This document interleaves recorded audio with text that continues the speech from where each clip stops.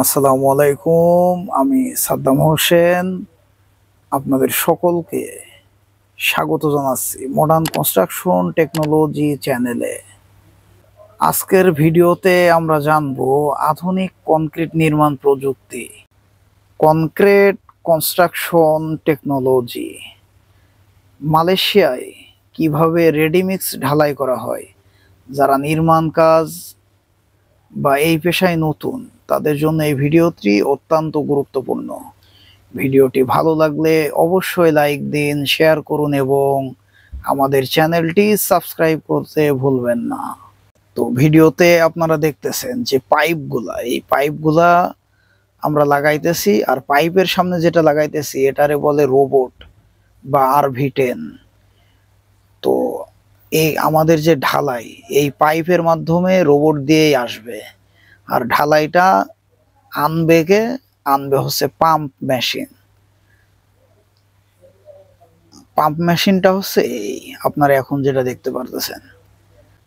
বর্তমান কনস্ট্রাকশন শিল্পে কনক্রিট একটি অত্যন্ত গুরুত্বপূর্ণ উপাদান। তবে কনক্রিট ঢালাইয়ের জন্য যে প্রযুক্তি এবং যন্ত্রপাতি ব্যবহার করা হয় তা আগের চেয়ে অনেক উন্নত। মালয়েশিয়ার মতো দেশে আমরা রেডিমিক্স কনক্রিট ব্যবহার করি, যা প্রজেক্ট সাইটে সরাসরি ডেলিভার হয়। এর ফলে সময় এবং শ্রম দুইটাই বাঁচে। তো আপনারা এই যে ভিডিওর স্ক্রিনে যেটা দেখতেছেন সেটা হচ্ছে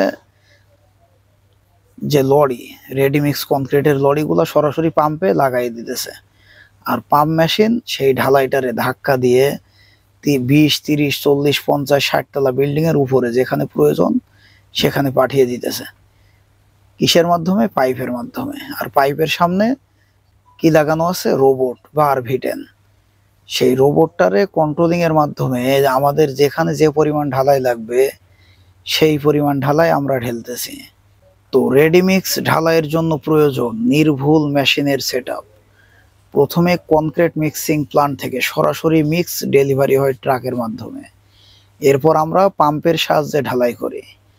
পাম্পের প্রেসার ঠিক রাখা অত্যন্ত গুরুত্বপূর্ণ।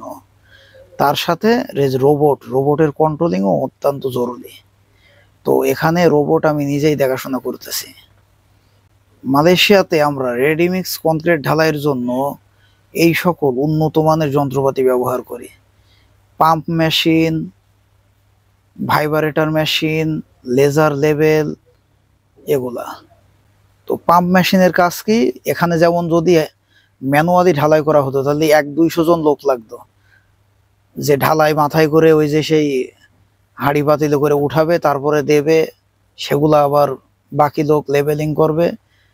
কিন্তু যেহেতু এটা মডার্ন আধুনিক মেশিনারি, সেহেতু মাত্র 10 জনের একটা টিম দিয়েই আমরা সেই কাজ করতে পারতেছি, 100-200 জনের কাজ। আর এখানে আমরা রবিন ইঞ্জিন ব্যবহার করতেছি ভাইব্রেটরের জন্য। ভাইব্রেটর নজেল ব্যবহার করতেছি 45 mm এবং 38 mm। তো আমাদের যে টিম, আমার সহকর্মী, আমার বন্ধুরা মোটামুটি 3 ভাগে বিভক্ত।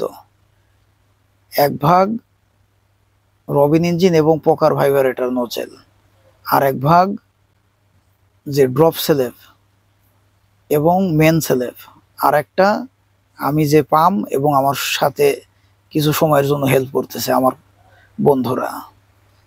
তো আমাদের যে পকার ভাইব্রেটর ব্যবহার করা হয় সকাল থেকে রাত পর্যন্ত, অত্যন্ত দক্ষ আমার যে সহকর্মী, তারা প্রত্যেকটা ওয়ালের ভিতরে এই 15 থেকে 20 সেকেন্ড সময় নিয়ে তারা মারতেছে, যেন কোনোভাবেই বাবল না থাকে, এয়ার বাবল, ফাঁকা স্থান কোনোভাবেই না থাকে। কনক্রিট যেন অনেক বেশি মজবুত, শক্ত এবং কম্প্যাক্ট হয়। এবং লেবেলের জন্য ব্যবহার করা হচ্ছে লেজার মেশিন দিয়ে লাল টেপ, অর্থাৎ ঢালাই শুরুর আগেই লেজার মেশিনের মাধ্যমে লেবেলের ঠিক রেখে লাল টেপ মেরে দেওয়া, এবং সেই অনুপাতে আমাদের যে বাকি টিম তারা সমান করতেছে।